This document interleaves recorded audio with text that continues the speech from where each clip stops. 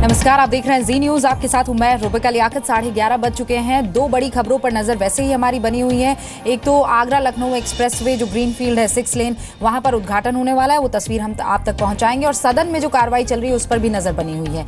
लेकिन अभी बात जरा कर ले हम कैसे लचर रेल व्यवस्था ने 142 से ज्यादा लोगों की, जी हाँ सही सुन रहे हैं आप, आंकड़ा 142 तक पहुंच गया है। 142 लोगों की जान ले ली है इस लचर रेल व्यवस्था ने। हादसे होते हैं, जांच के आदेश दे दिए जाते हैं, नतीजे आने से पहले फिर कोई ना कोई हादसा हो जाता है, लेकिन रेल व्यवस्था की तस्वीर बिल्कुल नहीं बदलती। कानपुर देहात के पुखराया में ये जो रेल हादसा हुआ है उसने व्यवस्था के सारी पोल खोल कर रख दी है।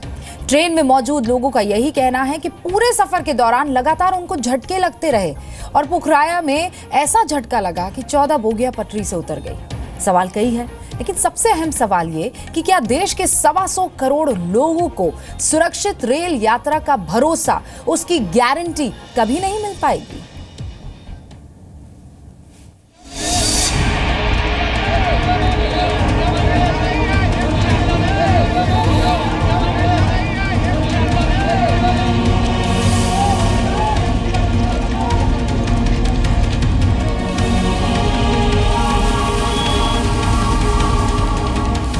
पुखराया की रेल पटरियां गवाही दे रही हैं कि कुछ तो गफलतें रही होंगी। यूं ही जिंदगी नहीं छीनी होगी। क्या यह रेल व्यवस्था के ढीले होने की त्रासदी है?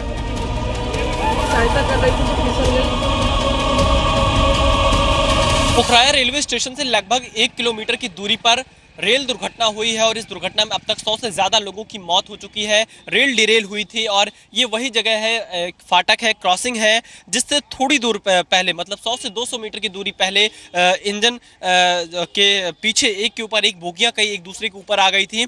और इस दुर्घटना का प्रमुख वजह क्या है, इस दुर्घटना की वजह क्या है, इसको तलाश रहे हैं हम आपको बताते हैं कि आखिर कैसे ये दुर्घटना हुई है। जी मीडिया संवाददाता विशाल पांडे इंदौर पटना एक्सप्रेस के यात्रियों की चीखों को कलेजे में समेटे जब हादसे की पड़ताल करने लगे तो रेल व्यवस्था की चीखें भी सुनाई पड़ी। वजह जानकारी, तार ढीले थे तो ड्राइवर ने इमरजेंसी ब्रेक लगा दिया, इससे हादसा हो गया।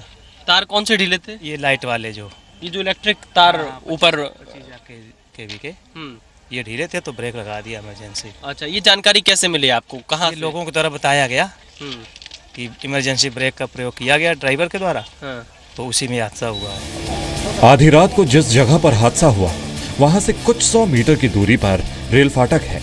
रेलवे स्टेशन भी दूर नहीं।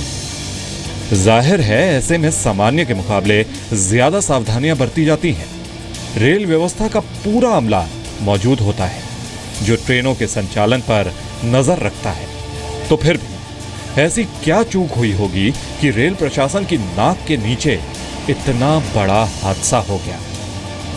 वजह क्या है, वजह तलाशा जा रहा है कि आखिर क्यों इतना बड़ा रेल दुर्घटना हो गया। हम यहाँ पर पूछते हैं जो लोग मौजूद हैं, या जो फाटक है यहाँ के लोग मौजूद हैं, इनसे पूछते हैं कि आखिर क्या वजह रही। कुछ जानकारी मिली आप लोगों को? हमें जानकारी नहीं मिली क्योंकि अगला जो गेटमैन था वो कुछ बता के नहीं गया है। अच्छा जी, तो क्या कुछ बातचीत नहीं हुई आपकी गेटमैन से? उन्होंने इतना कहा था कि 3 पोल पीछे गाड़ी गिरी थी तो उसने कहा कि आवाज आया था, बस इतने हुआ था। कुछ लोगों का कहना है कि तार ढीला हो गया था तो इमरजेंसी ब्रेक ड्राइवर ने लगा दिया, इसकी क्या जानकारी है? तो हमें नहीं जानकारी, हमें जानकारी नहीं सर।